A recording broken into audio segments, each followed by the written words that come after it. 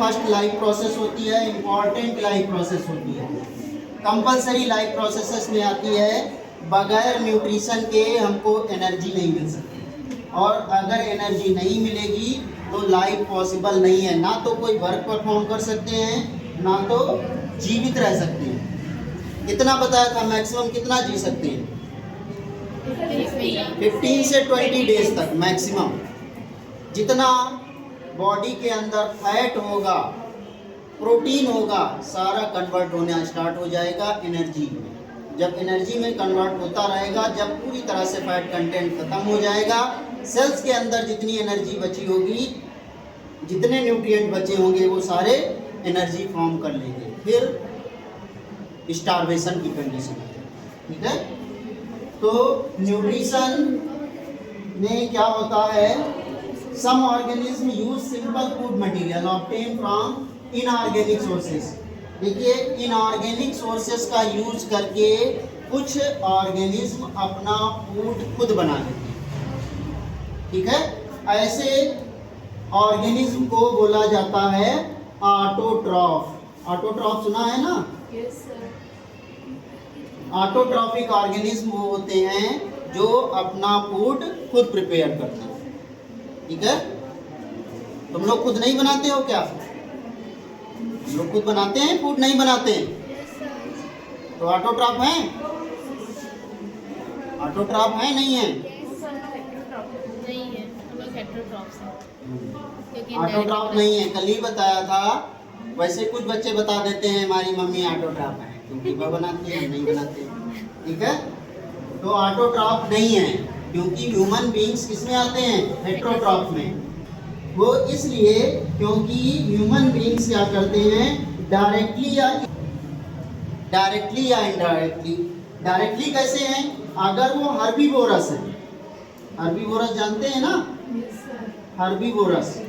Herbivorous वो होते हैं जो केवल पेड़ पौधों या उनसे डेराइव्ड मटेरियल पे डिपेंड होते हैं।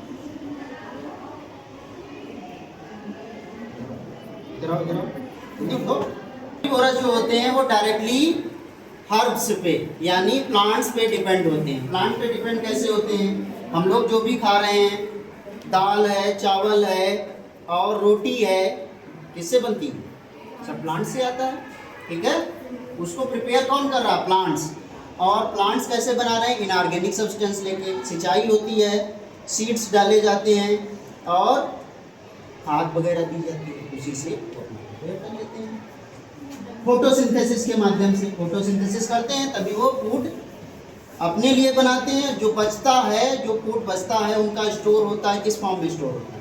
स्टार्च की फॉर्म में। बताया था, स्टार्च की फॉर्म में फूड स्टोर होता है।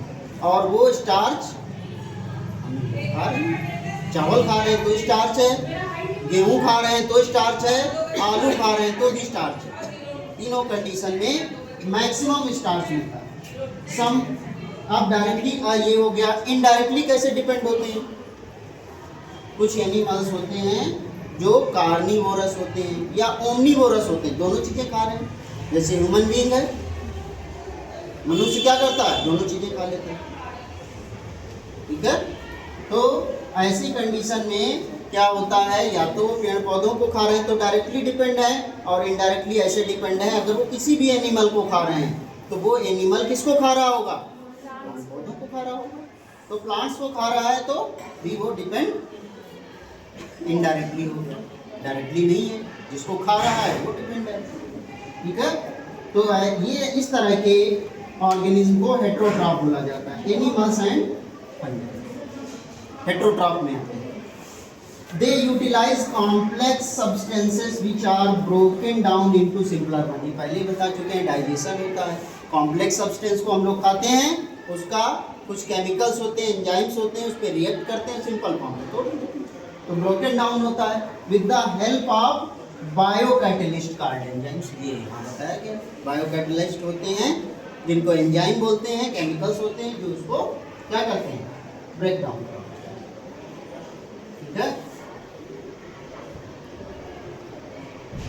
अब पहले आते हैं ऑटोट्रॉपिक न्यूट्रिशन। ऑटोट्रॉपिक न्यूट्रिशन क्या होता है? ऑटोट्रॉपिक न्यूट्रिशन केवल ग्रीन प्लांट्स में पाया जाता है। ग्रीन प्लांट्स और कुछ बैक्टीरिया। ये शॉर्ट में आए या कभी कभी लॉन्ग में आता है, ऑटोट्रॉपिक न्यूट्रिशन में फोटोसिंथेसिस डिफाइन करने को नहीं आएगा। तो फोटोसिंथेसिस क्या होता है, फोटोसिंथेसिस की डेफिनेशन और उसके कितने स्टेप होते हैं और उसकी मेन रिएक्शन, ठीक है। तो it is the process where an organism prepare its own food from simple organic material. ये भी बता चुके हैं, सिंपल इनऑर्गेनिक मटेरियल से फूड बनाते हैं, उसी को ऑटोट्रॉपिक न्यूट्रिशन बोला जाता है। फोटोसिंथेसिस क्या होता है? It is the process by which carbon dioxide and water is converted into carbohydrate. अब इसमें कभी कभी शॉर्ट में भी एक क्वेश्चन पूछा जाता है, what is the raw material required for photosynthesis. Photosynthesis के लिए रॉ मटेरियल क्या क्या चाहिए? तो रॉ मटेरियल में क्या क्या चाहिए होता है इसमें? ग्लूकोज तो ये बना रहा है, ये क्या है? प्रोडक्ट है, ये इसको चाहिए नहीं। इसको क्या क्या चाहिए होता है? एक तो कार्बन डाइऑक्साइड चाहिए, वाटर चाहिए और सनलाइट चाहिए। सनलाइट से वो लाइट एनर्जी को फोटोसिंथेसिस में यूज होता है। इसके अलावा जो रूट से वाटर जाता है, उस वाटर में मिनरल्स भी होते हैं, उसका भी यूटिलाइज करते हैं, ठीक है। तो ये रॉ मटेरियल उसको चाहिए होता है। प्रोडक्ट में क्या बनाता है? ऑक्सीजन और ग्लूकोज, ठीक है, ऑक्सीजन और ग्लूकोज बनता है, जिसमें से कुछ ऑक्सीजन वो अपने लिए यूज कर लेता है, क्योंकि अगर लिविंग ऑर्गेनिज्म है कोई भी, तो वो क्या करेगा? रेस्पिरेशन करेगा, सांस में, तो उसका ऑक्सीजन यूज कर लेता है, जो वेस्ट एक्सेस बचता है उसको निकाल, ठीक है। Carbon dioxide plus 12 molecules water के होते हैं, क्लोरोफिल की प्रेजेंस होती है, सनलाइट की प्रेजेंस होती है, इससे बनता है ग्लूकोज और ऑक्सीजन और वाटर बनता है। तो वाटर जो बनता है एक्सेस होता है, ये बाई प्रोडक्ट के रूप में होता है, इसको यूज नहीं करता है प्लांट, तो ये वाटर वेपर की फॉर्म में भाप के रूप में बाहर निकलता है। आपने देखा होगा कि जो पेड़ होते हैं उनके नीचे अगर हम खड़े होते हैं काफ़ी धूप में, गर्मी हो, तो हमको गर्मी कम लगती। ऐसा नहीं है कि बहुत कम लगेगी, एसी का काम नहीं करते हैं, लेकिन कम लगती है थोड़ा सा। और सर्दियों में अगर पेड़ के नीचे खड़े हो जाते हैं तो थोड़ा सा सर्दी कम लगती है। उसका भी रीज़न यही होता है, वाटर वेपर निकलने में। वाटर वेपर निकलती है तो इवेपोरेशन होता है, इवेपोरेशन होगा तो जिस जहाँ से इवेपोरेशन होता है वहाँ पे टेम्परेचर डाउन रहता है, ठीक है। और सर्दियों में क्या होता है कि वो टेम्परेचर, वाटर वेपर बन रही तो वो बढ़ रहा है, वेपर का टेम्परेचर ज़्यादा होता है, तो ऐसी कंडीशन में सर्दी कम लगती है, वहाँ खड़े होते हैं, क्योंकि बाहर का टेम्परेचर ज़्यादा होता है और उस पेड़ के नीचे वाटर वेपर की वजह से टेम्परेचर बाहर का कम, ठीक है। Carbohydrates provide energy to the plants. Carbohydrate जो बनता है वो एनर्जी देता है। कार्बोहाइड्रेट यहाँ पे क्या है? ग्लूकोज, ठीक है। The carbohydrate which are not used immediately are stored in starch.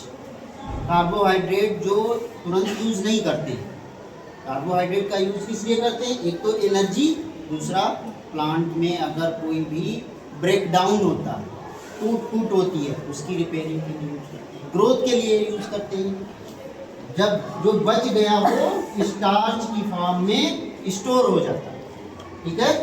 It serves as the internal energy reserve. एक तो ये प्लांट्स में एक ऑर्गेनिली होती है वैक्यूल, पढ़ा था नाइन्थ में, वैक्यूल्स में ये स्टोर रहता है रिजर्व एनर्जी की फॉर्म। जैसे आपने खाना बनाया और सुबह बनाया, दोपहर में भी खा लिया,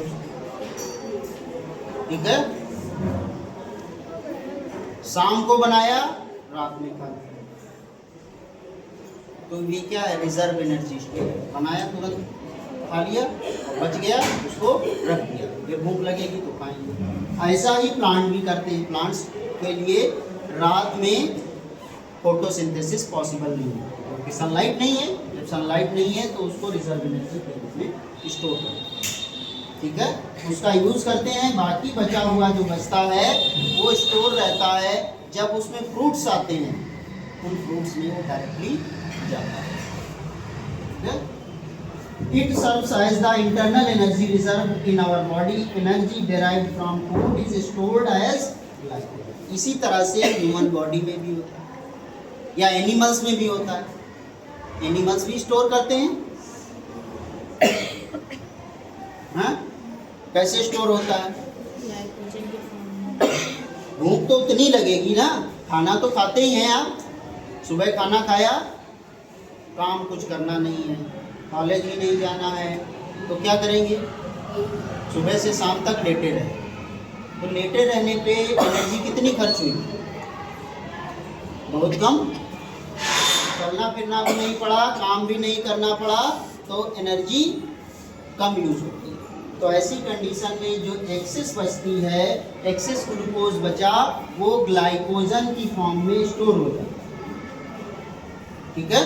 ग्लाइकोजन की फॉर्म में बॉडी में स्टोर हो जाता है। इसी तरह से फैट जो है फैटी एसिड के रूप में, फैटी टिश्यूज़ की फॉर्म में स्टोर होता रहता है। जब भी स्टारवेशन की कंडीशन आती है, खाना नहीं मिलता है, तो ऐसी कंडीशन में उसका, जो बच्चे ज़्यादा मोटे होते हैं वो क्या करते हैं पतला होने के लिए?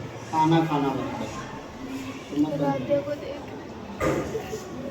खाना खाना बंद कर देते हैं, ठीक है, या डाइट करने लगते हैं। डाइट जानते हैं ना,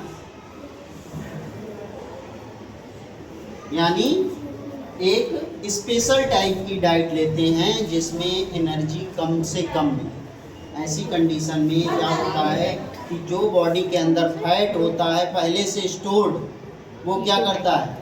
उस एनर्जी की कमी को पूरा करता है। ये ज़रूरी नहीं है कि आपने डाइट का यूज किया या खाना नहीं खाया और लेकिन मेहनत नहीं की तो फिर वो उतना ही बैलेंस बना रहेगा। ये नहीं कि खाना नहीं खाएंगे तो हमारा फैट कम हो जाएगा, नहीं कम होगा। वो केवल तभी कम होगा जब आप एनर्जी का प्रॉपर यूज़ करेंगे। एनर्जी का यूज होगा तभी वो फैट कटता है, और फैट कटेगा तो उससे एनर्जी काफ़ी ज़्यादा मात्रा में होगी, लेकिन उसका उपयोग होगा तभी वो, क्योंकि ऑटोमेटिक प्रोसेस है, ठीक है।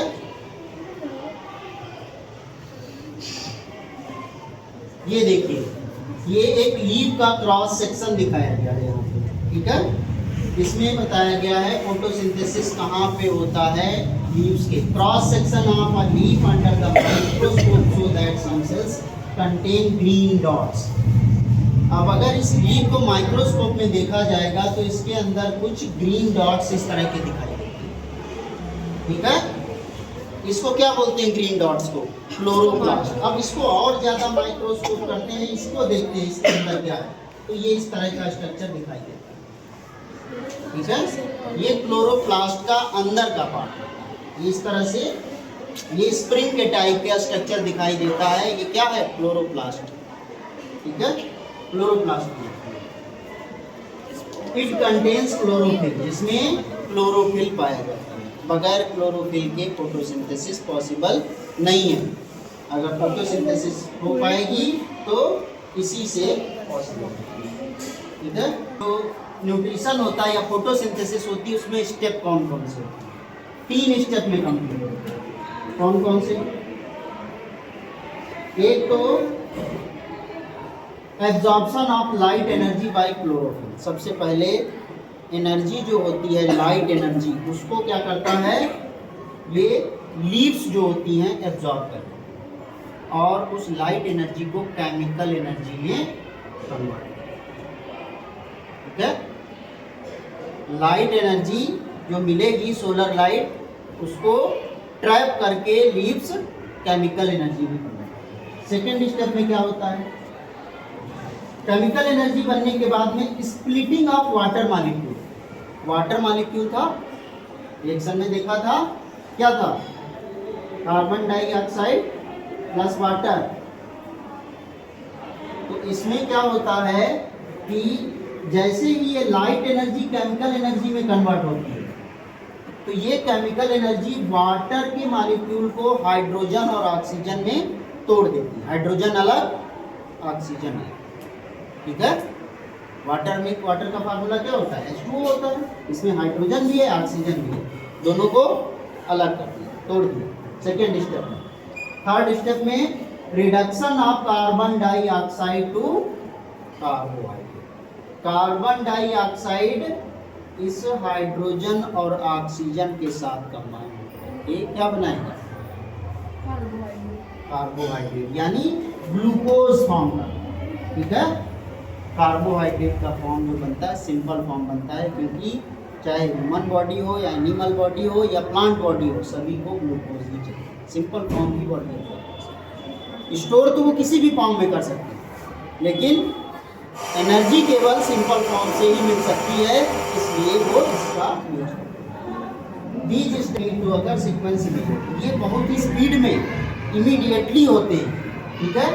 डेजर्ट प्लांट्स होते हैं कुछ, take up CO2 at night. Desert plant पता है ना, जो वहाँ होते हैं डेजर्ट एरिया, क्योंकि वहाँ पानी नहीं होता है, पानी कम होता है, तो वो क्या करते हैं, कार्बन डाइऑक्साइड रात को लेते हैं एंड प्रिपेयर एंड इंटरमीडिएट, बीच का रास्ता बनाते, ठीक है। It is acted upon the energy absorb by the chlorophyll during the, chlorophyll जितनी एनर्जी दिन के समय में सनलाइट में यूज कर चुका है, उसके साथ ही एक्ट करके कार्बन डाइऑक्साइड रात में ले करके और उससे ग्लूकोज एनर्जी ली, उसको केमिकल एनर्जी में कन्वर्ट करके स्टोर कर लेते हैं, और रात में कार्बन डाइऑक्साइड मिली उसको यूज करके बना देते हैं ग्लूकोज।